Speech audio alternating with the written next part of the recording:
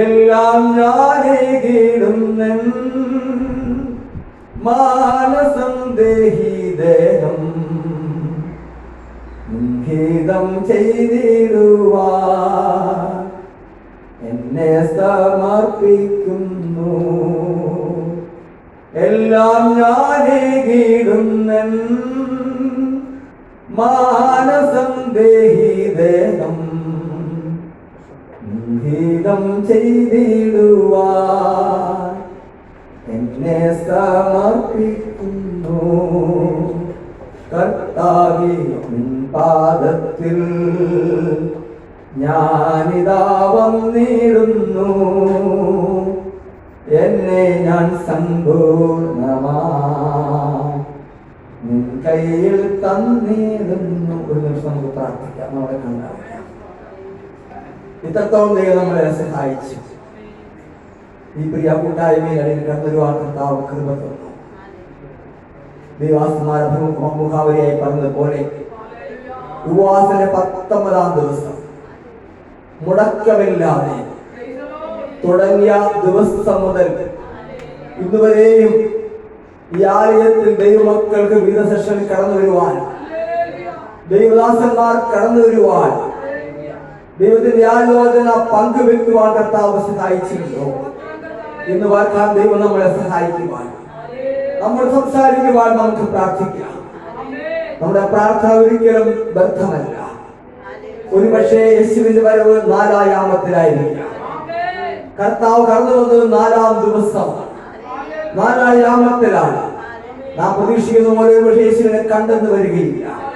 വചനം പറയുന്നു, അന്വേഷിപ്പിൻ നിങ്ങൾ കണ്ടെത്തും. തനിക്ക് വേണ്ടി ആർ കാത്തിരിക്കുന്നുവോ അവർക്ക് വേണ്ടി കർത്താവ് പ്രത്യക്ഷപ്പെടും. ഇന്ന് വാർക്കാലം നമുക്ക് പ്രാർത്ഥിക്കാം. മഹാപരിശുദ്ധനായ ദൈവമേ, സ്വർഗ്ഗസ്ഥ പിതാവേ, അനുഗ്രഹമേറിയ നല്ല സമയത്തിനായി അങ്ങ് ഞങ്ങൾ വാഴ്ത്തുന്നു, സ്തോത്രം ചെയ്യുന്നു. കർത്താവേ, തിരുവചനത്തിൽ ഞങ്ങൾ ഇങ്ങനെ വായിക്കുന്നു, വിശ്വസിച്ചാൽ ദൈവത്തിന്റെ മഹത്വം കാണും. 4 ദിവസം എത്തി, നാട്ടം വെച്ച് തുടങ്ങി, ദുർഗന്ധ വംശയുടെ അവിടെ ശബ്ദം അങ്ങനെയായിരുന്നു, അവിടെ വാക്കുകൾ അങ്ങനെയായിരുന്നു. യേശുക്രിസ്തു പറഞ്ഞു, വിശ്വസിച്ചാൽ ദൈവത്തിന്റെ മഹത്വം കാണും. നിന്റെ പ്രശ്നങ്ങൾ 4 ദിവസമായാലും 4 ആഴ്ചയായാലും 4 വർഷമെത്തിയാലും കർത്താവേ, ഞങ്ങൾ തിരുവെടുത്തു പ്രകാരം ഞങ്ങൾ ഓർക്കുകയാണ്. കർത്താവേ, അവിടെ നിന്ന് വരുമ്പോൾ, അവിടെ വിഷയം ഏറ്റെടുക്കുമ്പോൾ അതിന്റെ ദുർഗന്ധം മാറ്റുവാൻ, അത് സുഗന്ധഭരിതമാക്കി മാറ്റുവാൻ അവിടെ സാന്നിധ്യം കൊണ്ട് കഴിയുമ്പോൾ വിശ്വസിക്കുന്ന കർത്താവേ, ഇന്ന് കാലം ദൈവത്തിൽപ്പെടുകയാണ്. അവരുടെ വൃത്തൻ എന്തിനു വേണ്ടി മോഹത്തോടുകൂടി ആയിരിക്കുന്നുവോ, അവിടുത്തെ മക്കൾ എന്തിനു വേണ്ടി ഇന്ന് വർക്കവിടെ കടന്നു വന്നിരിക്കുന്നുവോ, അവരുടെ ജീവിതത്തിൽ അത്ഭുതങ്ങളെ പ്രവർത്തിക്കുവാൻ, അവരുടെ വിടുതന്റെ കരങ്ങളെ വീഴ്ത്തുവാൻ ഞങ്ങൾ വിശ്വാസത്തോടെ പ്രാർത്ഥിക്കുന്ന കർത്താവേ, പ്രാർത്ഥന വിരുദ്ധമായി നിൽക്കുന്ന, ദൈവവേലയ്ക്ക് വിരുദ്ധമായി നിൽക്കുന്ന, ദൈവശബ്ദത്തിന് വിരുദ്ധമായി നിൽക്കുന്ന, ദൈവത്തോട് വിരുദ്ധമായി നിൽക്കുന്ന സകല പൈശാചിക പോരാട്ടങ്ങളും ഇന്ന് യേശു നമ്മൾ ശാസിച്ചെടുക്കുകയാണ്. കർത്താവേ, ജനം കാത്തിരുന്നത് ലാസറിന്റെ ഡെഡ് ബോഡിയാണ്. പക്ഷെ കർത്താവ് തിരികെ കൊടുത്തത് ജീവനുള്ള ലാസറിനെയാണ്.